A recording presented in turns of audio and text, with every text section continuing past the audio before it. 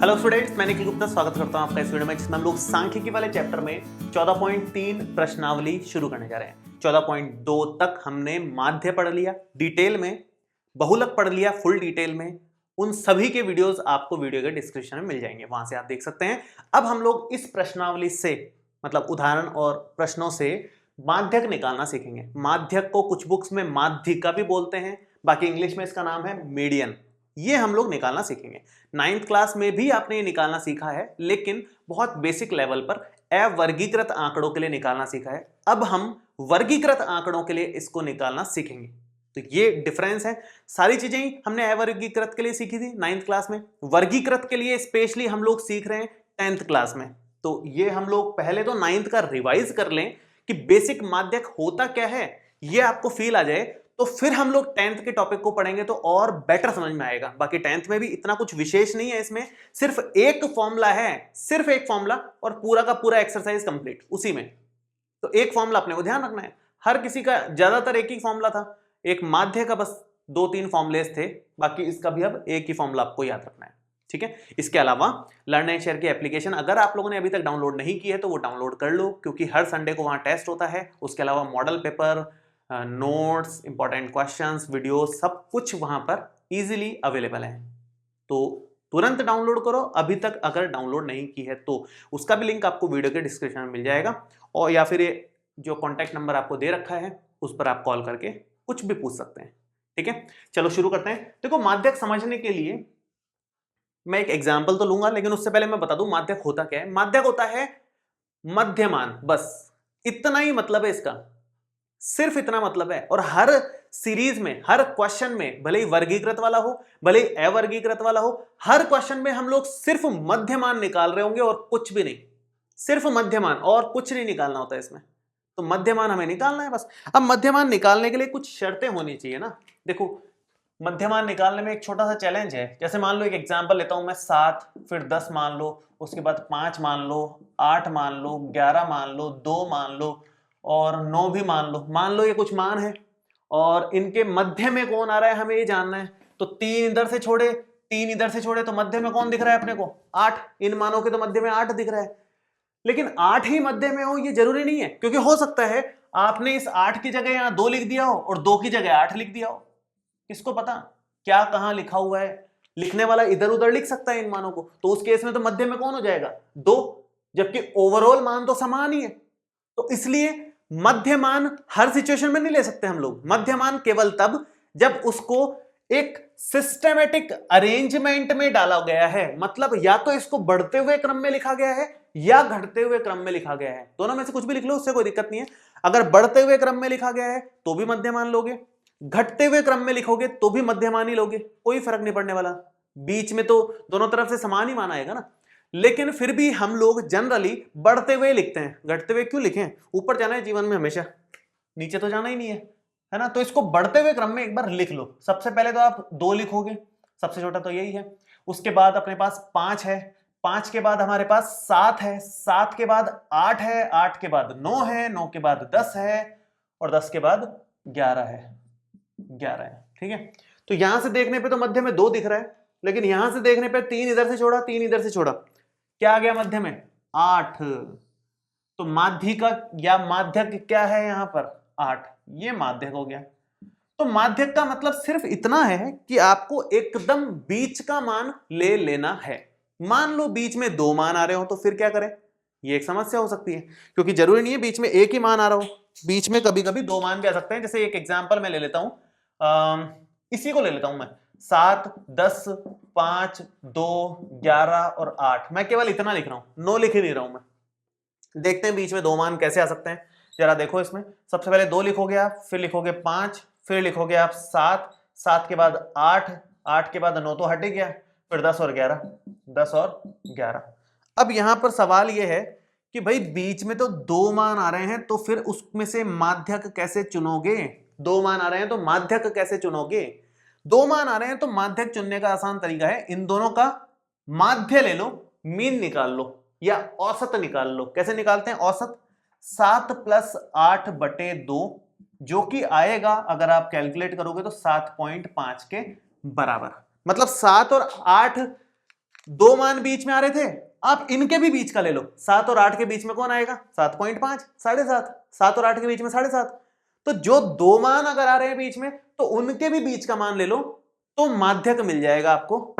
वो इस तरह से निकलेगा। तो एक मान ही अगर बीच में है तो लड़ाई ही नहीं है कोई, फिर तो वो माध्यक है ही। लेकिन अगर दो मान बीच में आ रहे हैं तो उनके लिए आप उनका औसत निकालोगे और फिर माध्यक निकलेगा। ये तरीका होता है बेसिक माध्यक निकालने का। लेकिन आपके 9th क्लास में कुछ फॉर्मुलेस दिए हुए थे। क्या फॉर्मुलेस थे माध्यक के लिए? एक तो फॉर्मूला था n+1/2, ये वाला पद, इतने वहां पद, ये वहां पद, ये माध्यक होता था। कब? जब n का मान विषम हो, और अगर n का मान सम हो तो हमारे पास सूत्र होता था n/2 प्लस n/2 प्लस 1वां पद। मतलब ये भी चाहिए, एक तो ये वहां लगा दो हर जगह यार, यहां पर ये चाहिए और बटे में 2 चाहिए, ये पद आंसर होता था माध्यक का। ये 9th क्लास के थे, अभी एकदम रटने की जरूरत नहीं है, मैं केवल बेसिक आपको 5-7 मिनट का एक्सप्लेन कर रहा हूं। तो बस ये भी बता रहा हूं मैं कि वो फॉर्मुलेज बहुत बेसिक फॉर्मुलेज हैं। आप यहां पर देखो अप्लाई करोगे, 1 2 3 4 5 6 7, 7 पद हैं। 7 मतलब विषम पद हैं, तो आंसर क्या आना चाहिए? 7 + 1/2 वां पद आपका आंसर आना चाहिए, जो कि होता है 8/2, मतलब चौथा पद। चौथा पद, चौथा पद मतलब पहला, दूसरा, तीसरा, चौथा, ये हमारा फाइनल आंसर है। ऐसे यहां 1 2 3 4 5 6 थे, 6 का मतलब सम थे, तो इस सूत्र में रखोगे तो अपने आप उन दोनों को जोड़ करके 2 का भाग लगाया गया है। जैसे इन दोनों को जोड़ करके मैंने 2 का भाग लगाया है, वो यही बनता है अपने आप ही। बहुत बेसिक लॉजिक से बनाए गए सूत्र हैं, वो कुछ रटने जैसा नहीं है उनमें, बहुत आसान चीजें हैं। ठीक है, इसके बाद आपने ये सीखा था कि जहां पर फ्रीक्वेंसी मतलब बारंबारता आ जाए तो फिर हम क्या करते हैं? फिर हम CF निकालते हैं उसमें। CF मतलब संचयी बारंबारता। अब मेरे को मेनली आपको संचयी बारंबारता ही बतानी थी, ये मैंने एक्स्ट्रा आपको बता दिया है यूं ही बेसिक इंफॉर्मेशन के लिए। मेन जो मुझे बताना था वो संचयी बारंबारता के बारे में बताना था, क्योंकि वही हमारे काम आएगी इस साल। तो वो हम लोग एक बार डिस्कस करते हैं एक छोटे से एग्जाम्पल के थ्रू। देखिए, अब देखो संचयी बारंबारता को समझने के लिए मैंने एक छोटा सा एग्जाम्पल यहां पर लिया है।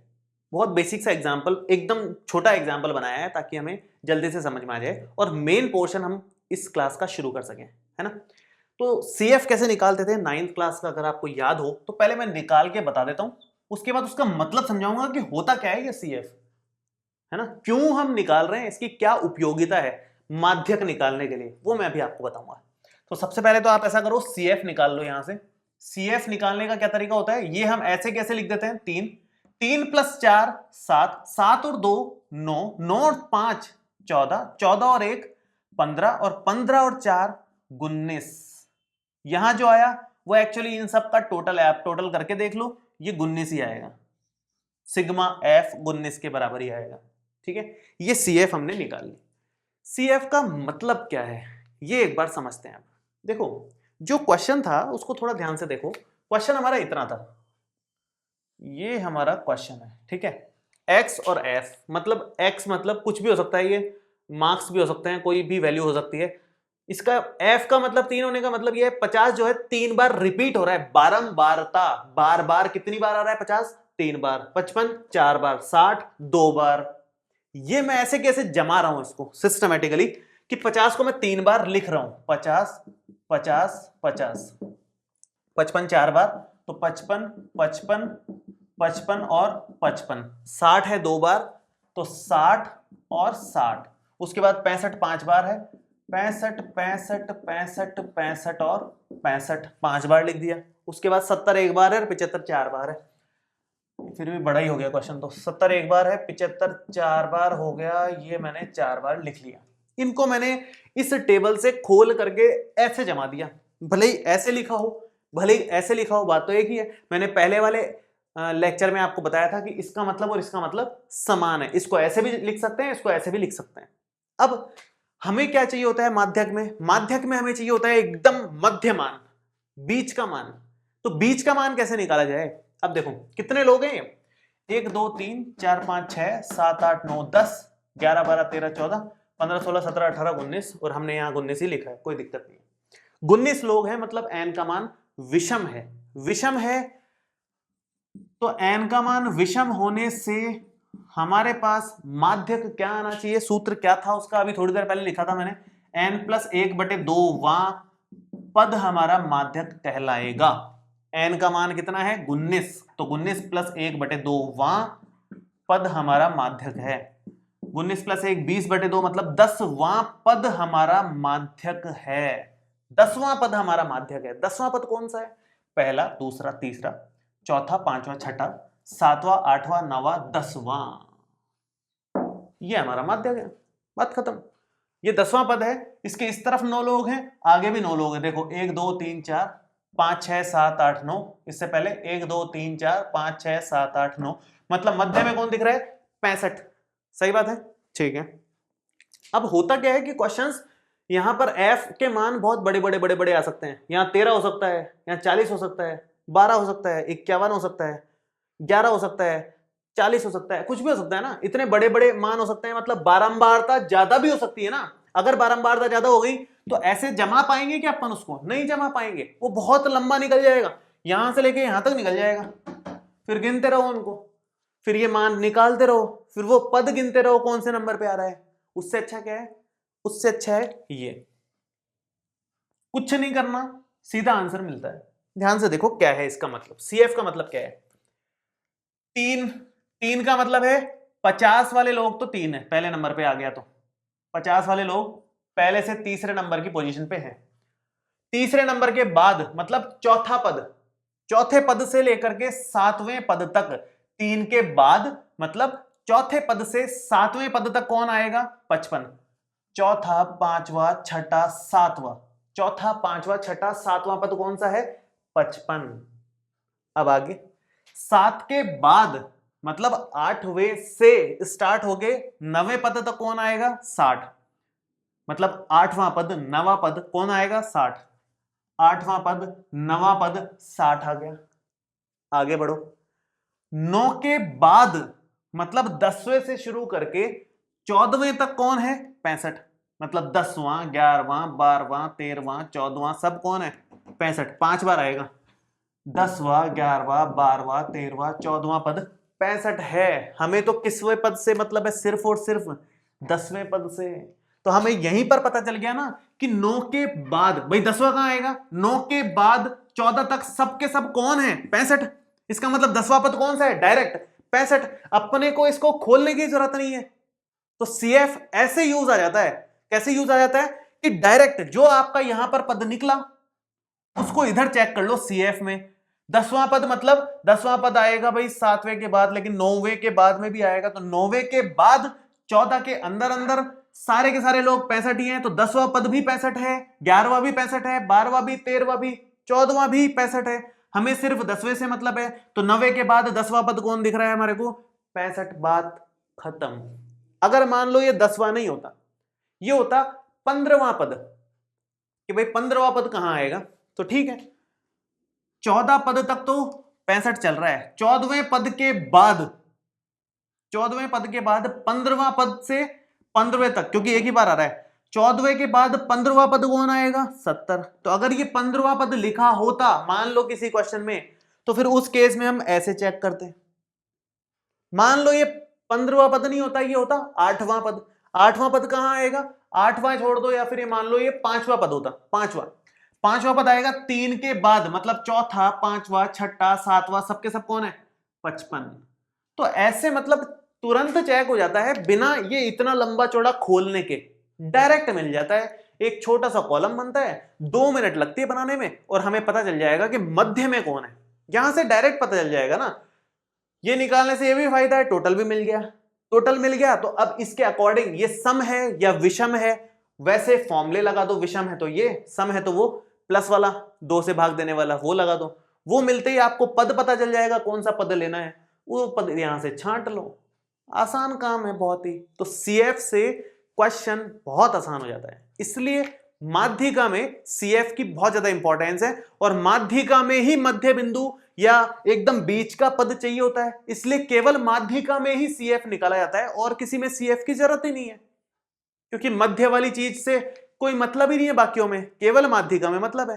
ठीक है, तो ये है कहानी CF की। तो अब वर्ग अंतराल वाले जो क्वेश्चंस आएंगे, मेन तो क्वेश्चन वही आएंगे हमारे सिलेबस में, तो वही है। ये तो मैंने 9th तक का आपको बेसिक इंट्रोडक्शन दिया है केवल, है ना।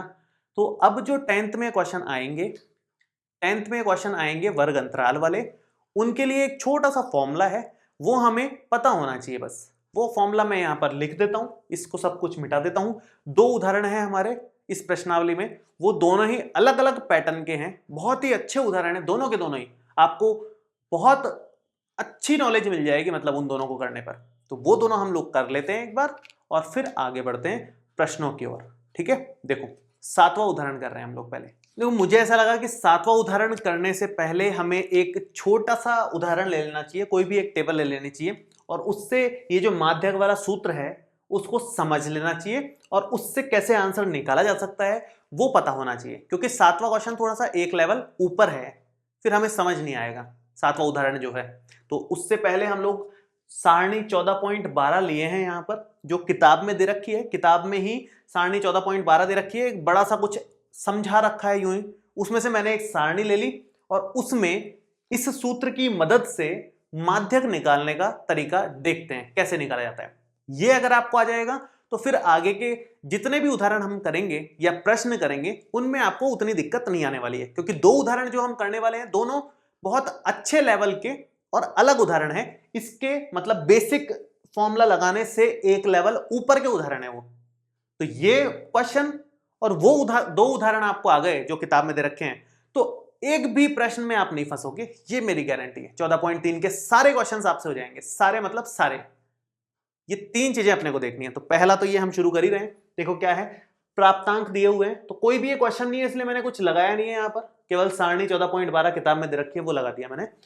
प्राप्तांक 0 से 10, 10 से 20, 20 से 30, 30 से 40 से लेकर के 100 तक दे रखे हैं और कितने विद्यार्थियों के हैं ये सब यहाँ पर लिखा हुआ है। 5 3 4 3 3 4 7 9 7 8। अब हमें माध्यक निकालना है। माध्यक निकालने के लिए ये सूत्र है L plus n/2 minus CF divide में F और इंटू में H। L हमने बहुलक में भी देखा था, L क्या होता था, बहुलक वर्ग की निम्न सीमा। यहां पर क्या होता है L, माध्यक वर्ग की निम्न सीमा। हमें माध्यक वाला वर्ग सेलेक्ट करना पड़ेगा जैसे बहुलक वाला किया था, लेकिन माध्यक वाला सेलेक्ट करने का तरीका अलग है, वो मैं बताऊंगा कैसे, है ना। तो L तो वही है, n हमेशा सिग्मा F होता है, हमेशा सारी फ्रीक्वेंसीज का टोटल, मतलब ये टोटल बच्चे कितने हैं वो है कैपिटल N। ठीक है, CF माध्यक वर्ग के ऊपर वाले वर्ग की संचयी बारंबारता है। ये जो हम वर्ग सेलेक्ट करेंगे उसके ऊपर वाले वर्ग की संचयी बारंबारता यहां पर लिखी जाएगी। यहां पर जो माध्यक वर्ग है उसकी बारंबारता लिखी जाएगी और यहां पर H मतलब वर्ग अंतराल लिखा जाएगा, जो कि यहां पर वर्ग अंतराल 10-10 का दे रखा है, 10-10 का गैप है, वही है H। H और L वही हैं जो हमारे बहुलक में थे, ये बदले हैं बस बीच में। ठीक है, तो अब मैं CF निकाल देता हूं सबसे पहले, क्योंकि CF से ही बाकी चीजें निकलेंगी। जो माध्यक वर्ग है वो भी CF की मदद से ही निकलेगा आगे।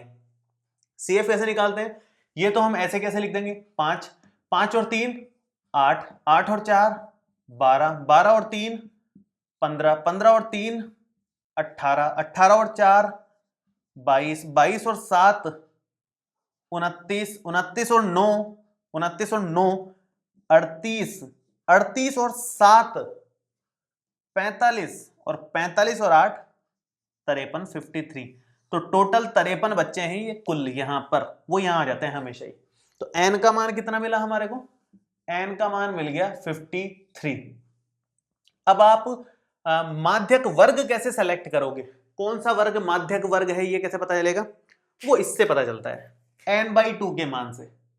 n/2 निकाल लो आप अलग से, n/2 का मतलब है 53/2, जिसका मतलब आएगा 26.5। ये है n/2 का मान। 26.5वां पद मतलब 26वां पद और 27वें पद के बीच का पद है ये। कहां मिलेगा हमारे को, 26वां पद यहां से देखो, 26 आएगा 22 के बाद, और 29 के अंदर अंदर, तो 22 के बाद मतलब 23वां, 24वां, 25वां, 26वां, 27वां, सारे पद कहां मिल रहे हैं?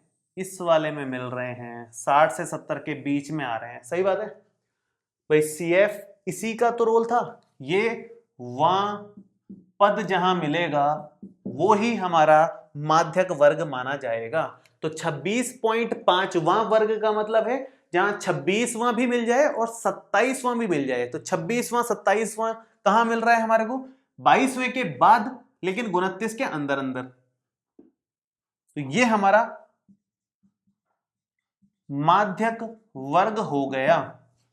अब अगर आपने माध्यक वर्ग सेलेक्ट कर लिया है तो L तो माध्यक वर्ग की निम्न सीमा ही है, तो ये हमारा हो जाएगा L का मान, L बराबर 60। F माध्यक वर्ग की ही बारंबारता है, तो ये हमारा हो जाएगा F का मान। CF माध्यक वर्ग के ऊपर वाले वर्ग की संचयी बारंबारता है, ये माध्यक वर्ग है, इसके ऊपर वाला वर्ग ये रहा, इसकी संचयी बारंबारता 22 है। CF हम ये लेंगे।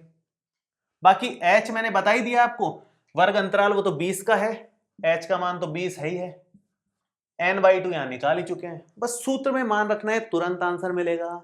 सूत्र अप्लाई ऐसे करना है अपने को, टेबल बनानी है, CF की अलग से बना लेना है कॉलम, इतना तो दे रखा होगा। CF का कॉलम बनाने के बाद में अगला स्टेप क्या रहेगा?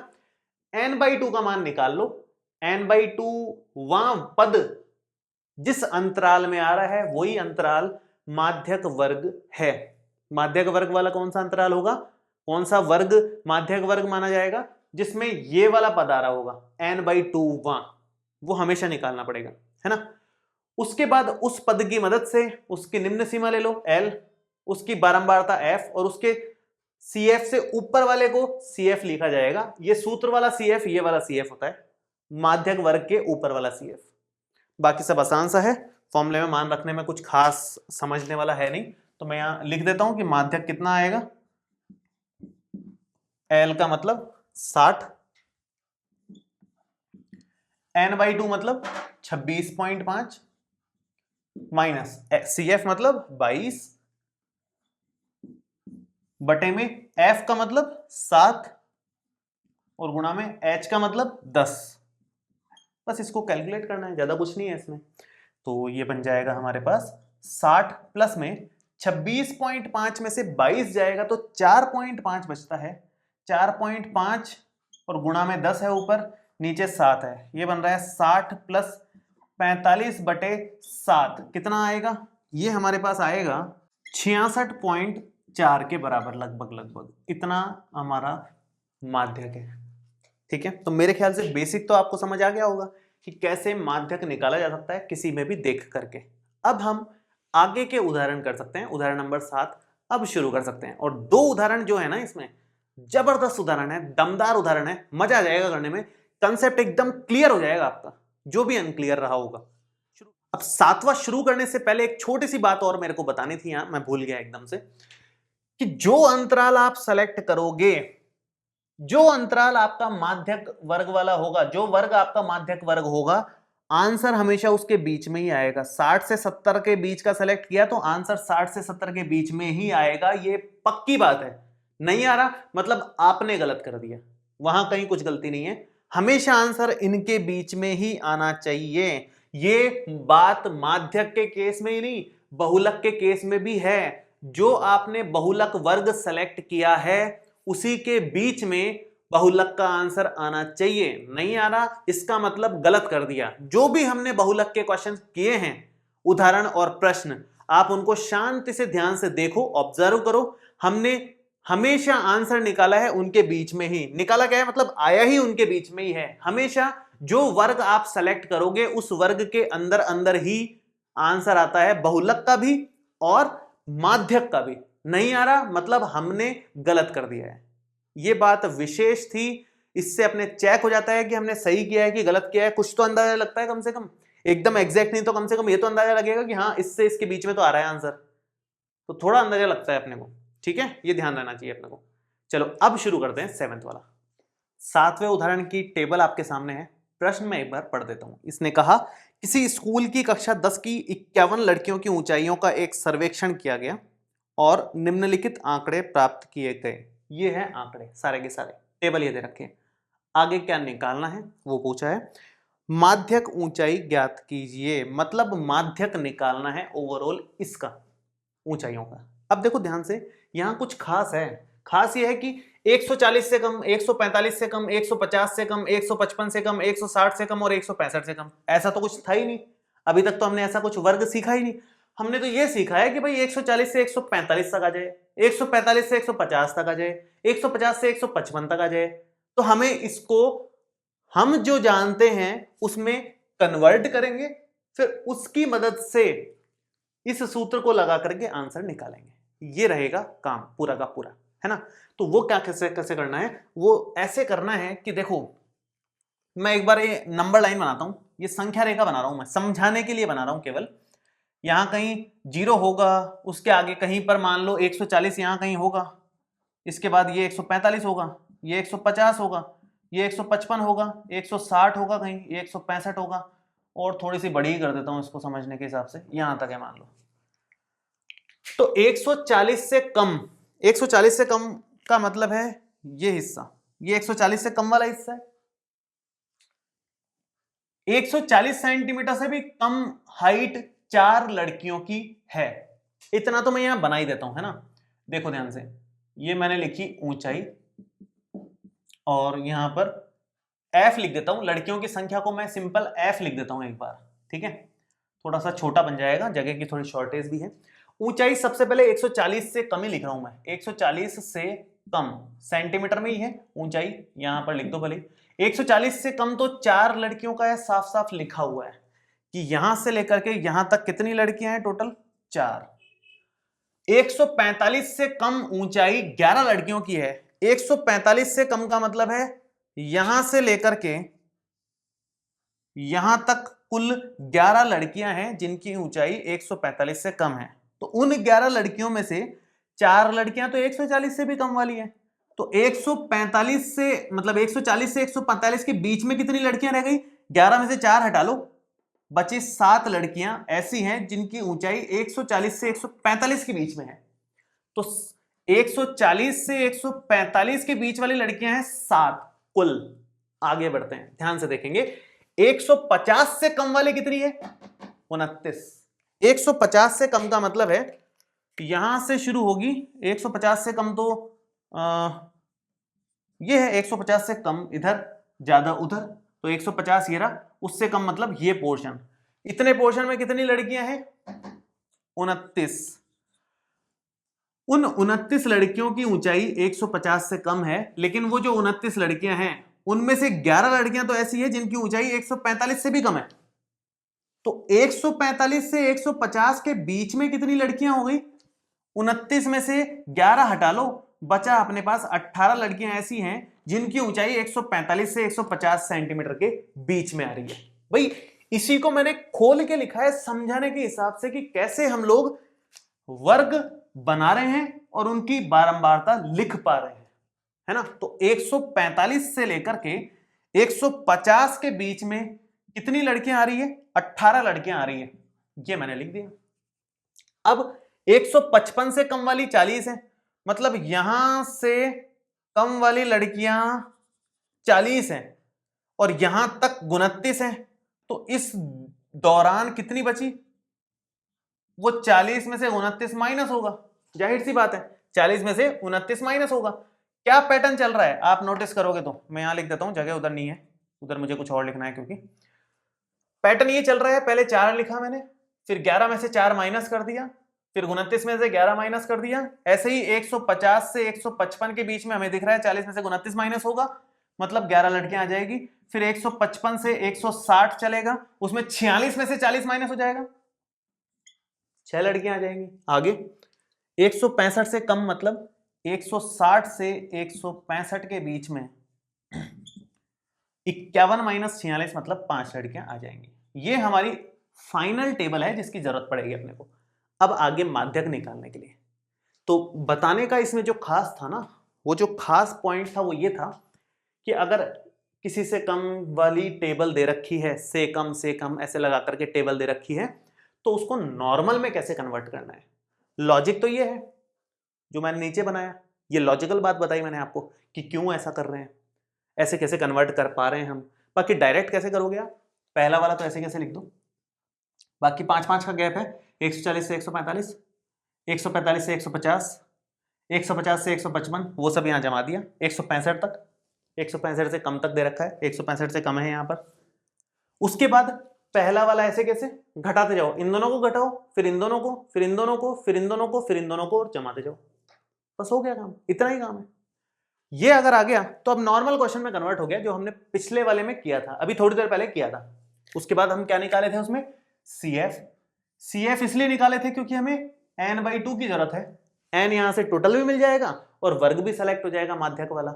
CF निकालने के लिए सबसे पहले तो ये 4 ऐसे कैसे लोगे, 4 और 7 11, 11 और 18 29, 29 और 11 40, 40 और 6 46, 46 और 5 51। अब आप बोलोगे ये तो सेम ही आ गया, हाँ तो वो सेम ही आएगा, कोई टेंशन नहीं है उसमें, आप उसको दिमाग में मत रखो, आपको ये बनाना है लेकिन, वरना आपको वर्ग नहीं मिलेगा कौन सा वर्ग लिया है, ना उसकी फ्रीक्वेंसी पता चलेगी कौन सी ली है, इसलिए ये बनाना जरूरी है।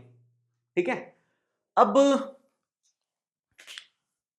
वर्ग सेलेक्ट करना है, वर्ग सेलेक्ट करने के लिए n/2 निकालना पड़ता है, मैं n/2 निकाल देता हूं यहाँ, n/2 का मतलब 51/2, जो कि 25.5वां पद, ये कहां मिल रहा है भाई, 25.5वां पद तो 11वें पद के बाद ही आएगा, 12वें से लेकर के 29वें तक सारे पद कहां मिल रहे हैं अपने को, यहीं पर मिल रहे हैं, सारे के सारे पद यहीं मिल रहे हैं, ये हो गया हमारा माध्यक वर्ग, क्योंकि 25.5वां पद तो 29 के अंदर अंदर ही आ जाएगा, 11वें के बाद ही आएगा, तो 145 से 150 के बीच में आंसर आएगा माध्यक का, ये भी पता चल गया यहां तक।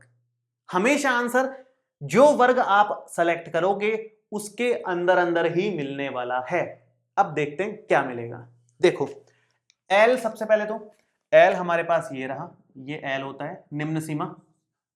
उसके बाद CF हमारा होता है जो माध्यक वर्ग है उससे ऊपर वाला CF, मतलब ये वाला, ये CF हो जाएगा।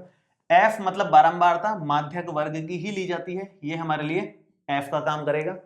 H अंतराल 5-5 का दिख रहा है, 5-5 का गैप है, तो H का मान हमारे पास 5 के बराबर है, मान रख दो, कुछ नहीं करना, और n/2 हमने निकाल लिया ऑलरेडी, मान रख दो। L ये रहा 145, 145, n/2 25.5 माइनस CF 11 अपॉन में F 18 और गुणा में H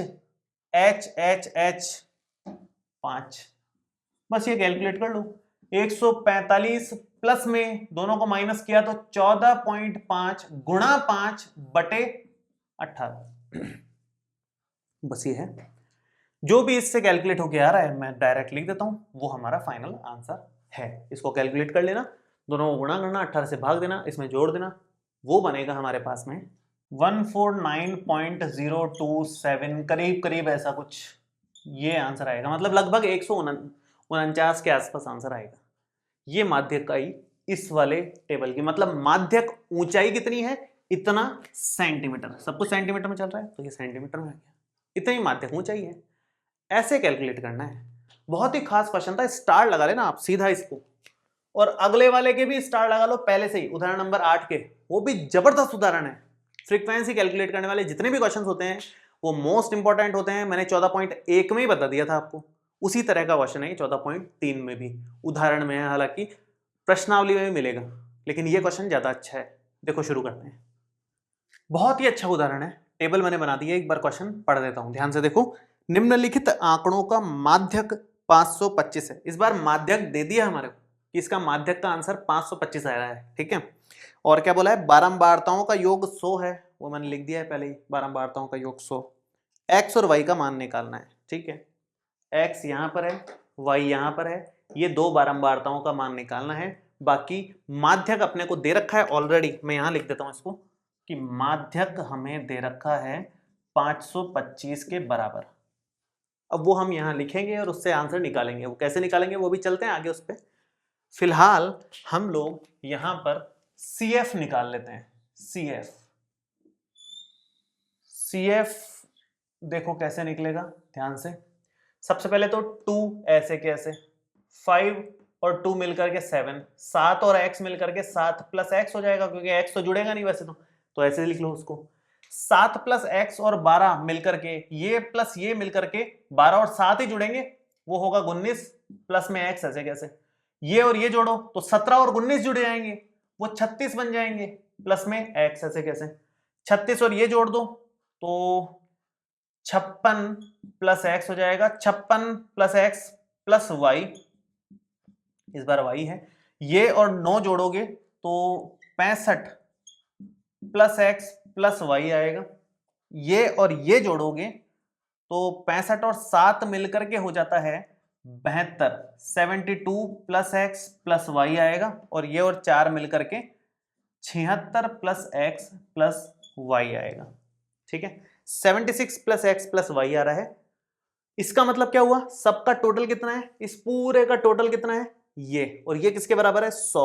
एक समीकरण तो यहां से मिलेगी, देखो सिग्मा f या कह लो n वो बराबर है 100 के, मतलब ये जो चीज आई है 76 प्लस x प्लस y बराबर है 100 के।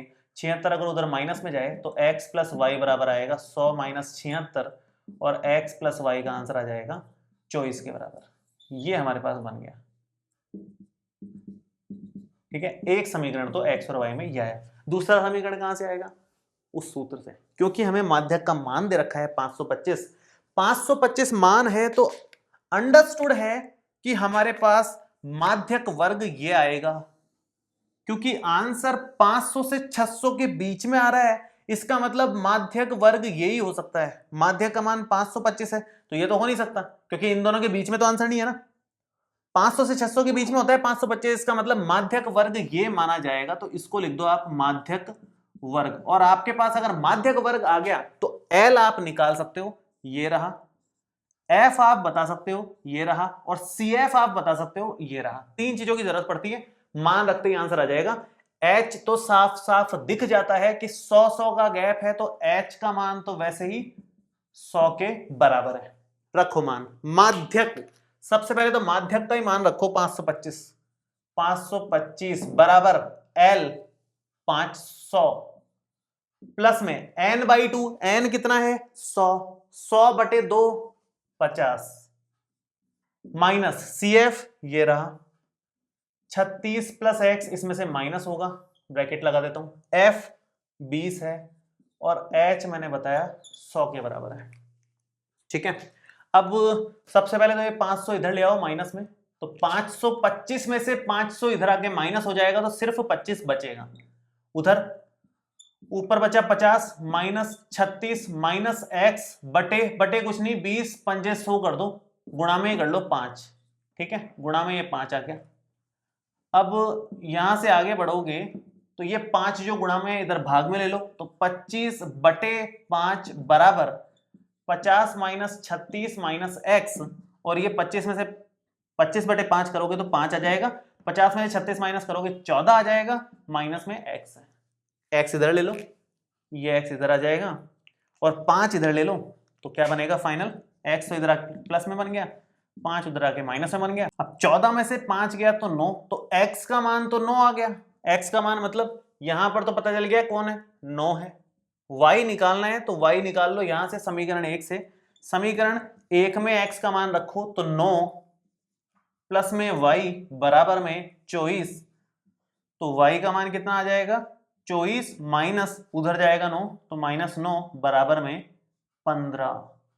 y का मान आया 15, x का मान आया 9। ये दो फाइनल आंसर आ गए। बड़ा ही अच्छा क्वेश्चन था, ज्यादा बड़ा नहीं था लेकिन अच्छा था। ओवरऑल क्वेश्चन बहुत ही अच्छा था। इसको आप नोट करो, शांति से समझो, एक दो बार प्रैक्टिस करो। सेम टू सेम क्वेश्चन एक और है प्रश्नावली में, लेकिन इससे कंपैरेटिवली छोटा है, वो ज्यादा आसान है। ये 3 जो मैंने अभी आपको बताए, उदाहरण 7, उदाहरण 8, और उससे पहले एक सारणी बताई थी 14.12, वो अगर 3 आपको अच्छे से आ गए हैं तीनों, तो मेरे ख्याल से एक भी क्वेश्चन में आप नहीं फंसोगे, सारे क्वेश्चंस आपको आ जाएंगे। फिर भी आप एक बार ट्राई करना, दिक्कत आएगी तो हम नेक्स्ट लेक्चर में उनको सबको डिस्कस करने वाले हैं। कोई भी डाउट हो तो नीचे कमेंट बॉक्स में लिख सकते हैं, और ये वीडियो कैसा लगा ये भी कमेंट करके जरूर बताएं। मिलते हैं आपसे अगले वीडियो में। Thank you so much, all the best.